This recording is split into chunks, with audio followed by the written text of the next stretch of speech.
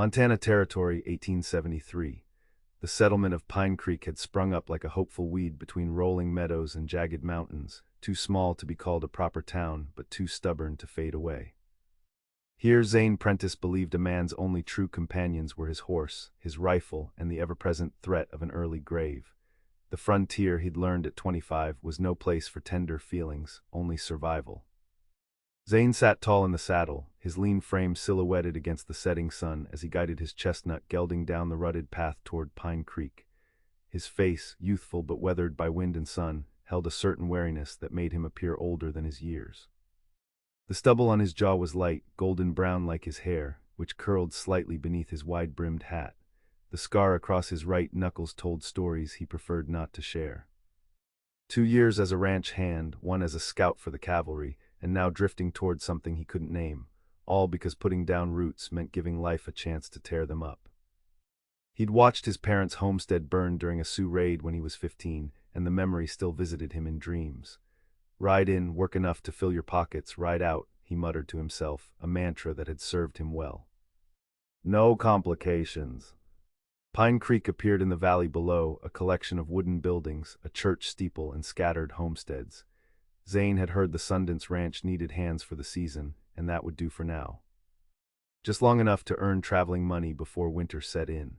The main street was nothing but hardened mud, 2 parallel ruts leading past a general store, a smithy, and the Frontier Saloon. Zane's attention drifted to a commotion outside the general store, where a young woman was engaged in a heated exchange with a freight driver. "I paid for delivery last month," her voice carried clearly, indignant but controlled. "Those supplies were guaranteed by the 1st of August. Ain't my problem, miss, roads were washed out, you want 'em or not." Zane wouldn't have slowed his horse except for the way she stood, straight-backed, chin lifted, her blue dress dusty at the hem but otherwise immaculate. Her dark chestnut hair was pulled back in a practical knot, with stray wisps framing a face that made Zane's chest tighten unexpectedly. She couldn't be older than 22, he guessed, too young and too fine-featured for this harsh country. Yet there was something in her posture that spoke of determination rather than fragility. "Miss Sullivan," the freight driver sighed, "you know how it is out here, nothing's guaranteed." "I run a school, Mr. Barnes," she replied. 23 children are counting on those books and slates. I paid in full with money we raised through 3 church socials and a quilt auction." Zane should have ridden on. The Sundance Ranch was waiting, and other people's troubles were precisely the complications he avoided. Instead, he found himself dismounting, his boots hitting the ground before his good sense caught up with him. "Everything all right here?" he asked, approaching with measured steps. The woman turned, and Zane found himself looking into eyes the color of prairie sage, neither green nor gray, but somewhere hauntingly between. She assessed him quickly, the way people on the frontier learned to do. "Nothing that concerns passing strangers," she said, though without real hostility. The freight driver, a portly man with a sweat-stained shirt, looked relieved at the interruption. "Just business, Cowboy. Miss Sullivan here expects the impossible." "I expect what was promised," she corrected him. Zane glanced at the freight wagon. "Those her supplies?" "They are," the driver nodded. "But she's refusing the extra delivery fee for the detour around Blackwater Canyon." "The fee that wasn't mentioned in our agreement," she added. Something in her steady gaze made Zane act against his own interests. "How much is the extra?" $3, said the driver. Without comment, Zane reached into his pocket, extracted 3 silver dollars, and placed them in the man's palm. "Consider it settled." The woman's expression flashed from surprise to something like offense. "I don't need charity, Mr. Prentiss, Zane Prentiss, and it's not charity, it's an advance. I'll help unload these crates to wherever they need to go, and you can pay me with information about work at the Sundance Ranch." Her expression softened slightly. "Tessa Sullivan. And the Sundance is my family's ranch." In that moment, as freight driver Barnes began unloading wooden crates of books and school supplies, Zane felt the first thread of fate weaving around him, a complication he'd never intended. The following hours passed in manual labor, with Zane helping transport the heavy crates from the freight wagon to the small white schoolhouse at the edge of town. Throughout their work, Tessa maintained a polite but careful distance, sharing only that the Sundance Ranch did indeed need hands for the coming cattle drive. My father will be in town tomorrow, she explained as they placed the last crate on the schoolhouse floor. He does the hiring, though I suspect he'll take you on. Good men are scarce, and those willing to help a schoolmistress without expecting anything in return are scarcer still. Zane brushed dust from his hands. I wasn't entirely selfless. I need that job. Then I'll make sure you have it. She paused, studying him. What brings you to Pine Creek, Mr. Prentiss? Most men passing through are running to something or from something. Just following work, he answered, the practiced response of a drifter. Everyone has a story, she pressed gently. Mine isn't worth telling, he replied, settling his hat on his head. I'll find a room at the boarding house and meet your father tomorrow. Tessa nodded, disappointment flickering across her features. Very well, thank you for your help today, Mr. Prentiss. As Zane walked back to retrieve his horse, he fought the urge to look back at the schoolhouse. Pine Creek was just another stop, the Sundance Ranch just another job, and Tessa Sullivan just another face he'd forget when he rode on. The frontier had taught him that attachment was the quickest path to heartbreak. Yet that night, as he lay in the narrow bed at Mrs. Whittaker's boarding house, it was Tessa's steady gaze that lingered in his mind rather than the promise of wages. The Sundance Ranch sprawled across 5,000 acres of prime grazing land, with a main house that spoke of prosperity earned through years of hard work. William Sullivan, a broad-shouldered man with shrewd eyes and a handshake like iron, hired Zane on the spot after a brief interview. Tessa says you're reliable, was all the explanation he offered. We drive 300 head to the railhead in 2 weeks. Can you handle yourself on a long drive? Yes, sir, Zane replied. Worked 2 seasons with the Barty outfit in Wyoming. Sullivan nodded. Bunkhouse is yours. Meals with the crew. My daughter runs the books in the school in town. My wife passed 5 years back, so Tessa handles more than she should. Keep that in mind if she seems short. She's carrying a heavy load for a young woman. Zane found himself settled into ranch life with unexpected ease. The work was hard but familiar, mending fences, breaking horses, preparing for the drive. He avoided town when possible, telling himself it was simpler that way. But 12 days into his employment, Sullivan asked him to deliver supplies to the schoolhouse. Tessa's keeping the children late today for some special lessons, Sullivan explained. These are provisions for their dinner. She'd appreciate the help. The schoolhouse buzzed with activity when Zane arrived. Through the windows, he could see Tessa moving between rows of desks, leaning over to help children of various ages with their studies. When she spotted him at the door with supplies, she excused herself and came outside. Thank you for bringing these, she said, taking the basket from him. Father usually sends one of the younger boys. He asked me specifically, Zane replied, suddenly aware of how the afternoon sunlight caught in her hair. Tessa smiled. Would you like to come in? The children are practicing their reading, and some of the boys would be impressed to meet a real cowboy. Before he could refuse, a young boy with a missing front tooth appeared at the doorway. Miss Sullivan. Is that your beau? Tessa's cheeks flushed. Tommy Hayes, that is quite enough. This is Mr. Prentiss who works for my father. Now back to your reading. The boy disappeared with a giggle, and Tessa shook her head. Children and their imaginations. I should get back, Zane said, suddenly uncomfortable with the domesticity of the scene.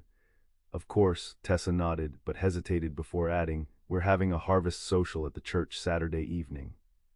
The whole town comes, even the ranch hands typically attend. I'm not much for socials.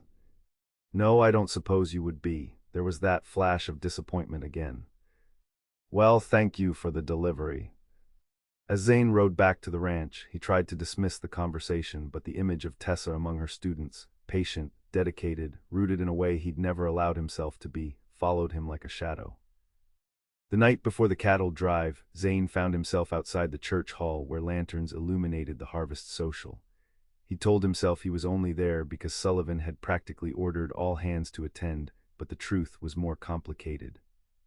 Inside, the town had gathered in its modest finery. Tables laden with food lined the walls, fiddle music filled the air, and children darted between adults.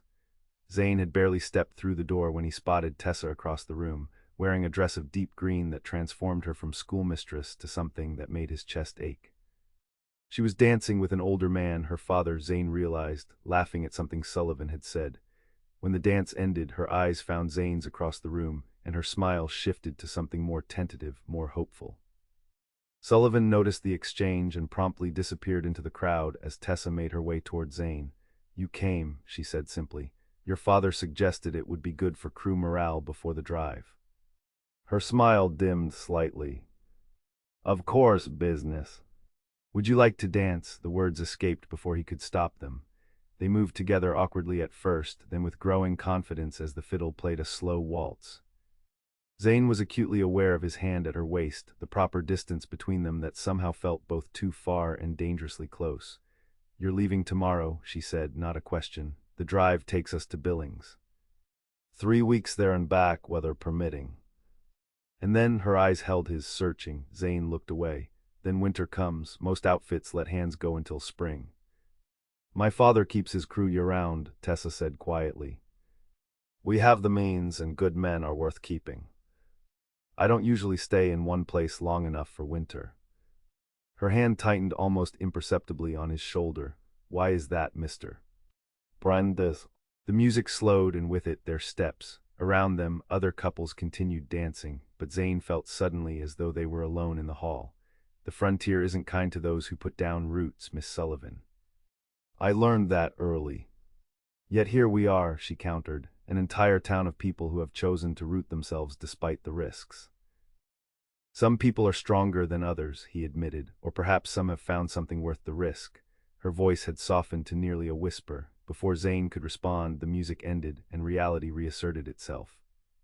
He stepped back, releasing her hand. "Thank you for the dance," he said formally. "I should prepare for tomorrow." As he turned to leave, Tessa called after him. "We'll expect you back, Mr. Prentiss. All of you."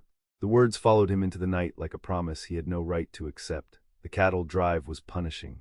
Unexpected rains turned trails to mud, a section of cattle nearly stampeded during a thunderstorm, and 2 of the younger hands came down with fever. Through it all, Zane worked with a focus that kept his thoughts from wandering back to Pine Creek most of the time. At night, however, around the campfire, he found himself listening to the other hands talk of home.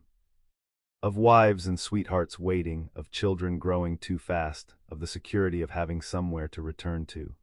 Things he'd convinced himself were luxuries a drifter couldn't afford.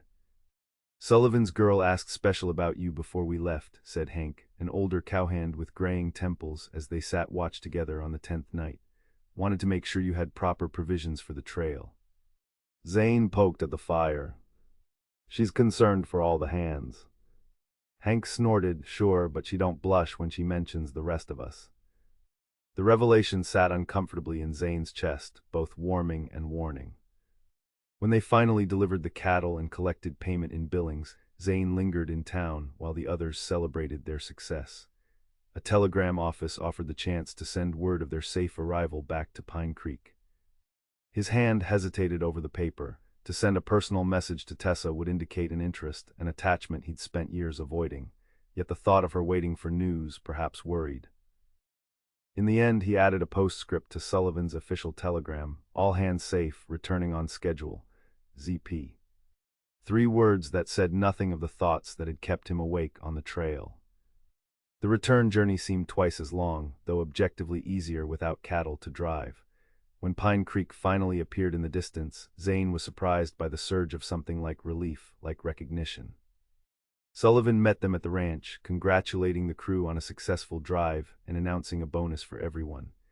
As the men dispersed to clean up after 2 weeks on the trail, Sullivan pulled Zane aside.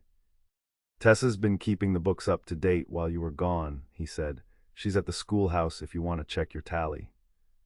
The suggestion wasn't subtle, but Zane found himself riding toward town anyway, telling himself it was only about the money. The schoolhouse was empty except for Tessa, who sat at her desk surrounded by papers. When the door opened, she looked up with the automatic smile she offered her students, but it transformed into something more genuine when she saw him.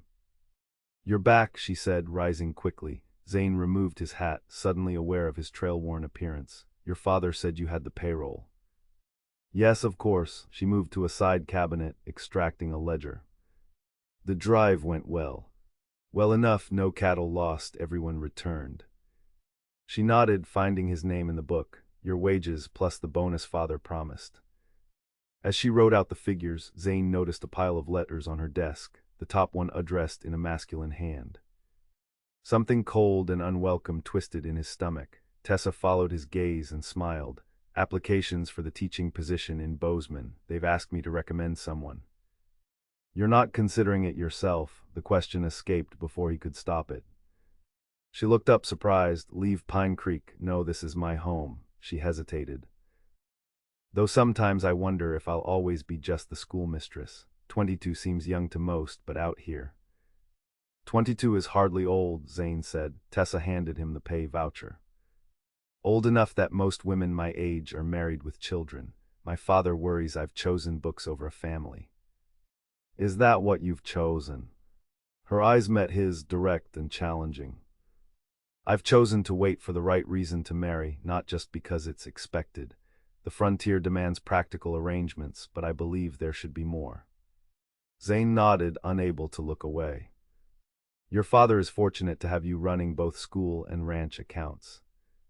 Are you staying through winter, Mr. Prentiss? The question hung between them, weighted with unspoken meaning. I haven't decided, he answered honestly. What would help you decide? Her voice was steady, but her fingers nervously smoothed the ledger. The schoolhouse felt suddenly too small, too intimate. I should get back to the ranch. Disappointment flickered across her face. Of course. Good day, Mr. Prentiss. As he rode back, Zane wrestled with the growing realization that his carefully constructed barriers were weakening. Tessa Sullivan had somehow slipped past his defenses, making him question the solitary path he'd chosen after his family's tragedy. The winter decision loomed before him. Stay and risk attachment to this place, these people, to her, or ride on as he always had. 2 days later, as Zane repaired tack in the barn, Sullivan approached with news that forced his hand. Tessa's been invited to present her teaching methods at a regional education meeting in Helena, Sullivan explained. She leaves tomorrow for 2 weeks. I need someone I trust to escort her there and back. Train's not safe for a young woman alone. There must be others more suitable, Zane protested. Sullivan fixed him with a knowing look. I'm asking you, Prentiss, consider it part of your duties. The following morning found Zane and Tessa boarding the eastbound train, an uncomfortable silence between them. They were seated across from each other in the passenger car, surrounded by families and businessmen. You don't have to accompany me all the way to Helena, Tessa said once the train had pulled away. Father is overprotective. He cares about your safety, Zane replied, watching the landscape slide past the window. And you? Do you care about my safety, or is this merely an obligation? Her directness startled him into meeting her gaze. Of course I care. Something shifted in her expression, yet you've spent weeks avoiding me when possible. I thought perhaps we had formed a friendship, but you seem determined to keep your distance. The gentle accusation hung between them as the train clattered over the tracks. Finally, Zane spoke. Friendship implies permanence. I don't typically stay in one place long enough for friendships. And why is that? She pressed. What are you running from, Zane Prentiss? The use of his first name, so intimate, so unexpected, broke something loose inside him. When I was 15, our homestead was raided. My parents, my sister. I was hunting, came back to find everything I loved burned to ash. Tessa's hand moved across the space between them, resting lightly on his arm. I'm so sorry. I learned then that the frontier takes everything you love eventually, safer not to love at all. That's a lonely philosophy, she said softly, but a reliable one. Her hand withdrew. My mother died of fever when I was 17. Father and I grieved her deeply, still do, but neither of us regrets loving her despite the pain of losing her. The conversation lapsed into silence as the train continued east, but something had changed between them. A truth had been spoken aloud that could not be retracted. Helena was a far cry from Pine Creek, a proper city with brick buildings, gaslit streets, and the bustle of commerce. Tessa was scheduled to stay at a boarding house for female teachers, while Zane found lodging at a nearby hotel. The education conference kept Tessa occupied during days, but evenings offered unexpected freedom. Zane found himself escorting her to dinner, to a concert in the park, to a bookshop she was eager to explore. Away from Pine Creek and the watchful eyes of people who knew them, they discovered a tentative ease in each other's company. On their fifth evening in Helena, they walked through the city park after dinner, the October air crisp with the promise of winter. "You would have made a fine teacher yourself," Tessa remarked as they discussed the day's presentations. "You have a way of explaining things clearly." Zane laughed. "I barely finished school. My education came from hard lessons, not books." "The best teachers combine both," she said, then added more hesitantly, "What will you do when we return?" "Winter is coming." The question he'd been avoiding. "I don't know." They stopped near a small footbridge over a decorative pond. Tessa turned to face him directly. "Too old for love," she said suddenly. Zane blinked in confusion. "What?" "That's what I told my father last month when he suggested I should consider marriage proposals. I said I was too old for love, that at 22 I'd missed my chance for the kind of love I wanted." Her voice trembled slightly. "He said I was being foolish." "He was right," Zane said, his heart pounding. 22 is just the right age for—" He hesitated, the words catching in his throat. "For what?" she pressed. "For forever," he finished quietly. "If that's what you wanted." The space between them seemed to compress, years of solitude and careful distance collapsing under the weight of unspoken feeling.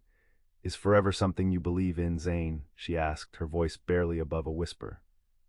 Before he could answer, shouts erupted from the street beyond the park.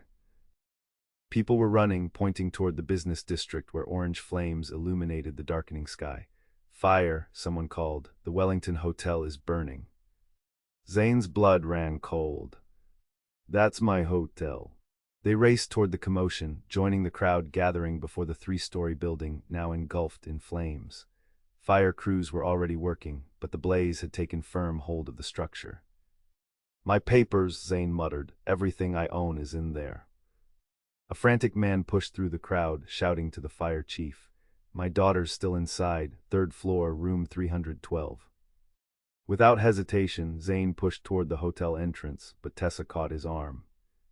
"You can't go in there." He looked at her, seeing the fear in her eyes. "A child is inside. And if you die trying to save her," her fingers dug into his sleeve, "is that your answer, that forever doesn't matter because you won't live to see it?" For a heartbeat they stared at each other, the fire's heat washing over them, illuminating tears tracking down Tessa's cheeks. "I have to try," he said gently, removing her hand, "but I promise you I will come back."